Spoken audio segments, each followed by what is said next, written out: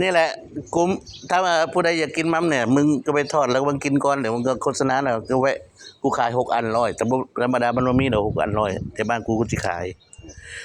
จะมีฮอตแหนมหมูแหนมหยังน่ะล็อกได้มื้อนี้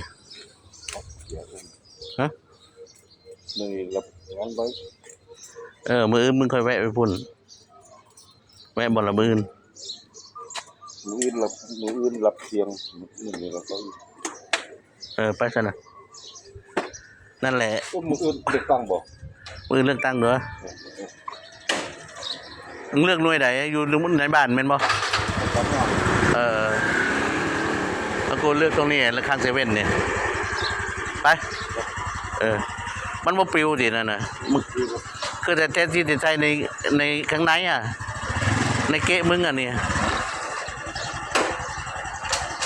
ข้างล่างเนี่ยเดี๋ยวขับกลับไปต้องกังวลตัวนี้อีกไปซะนะระวังรถ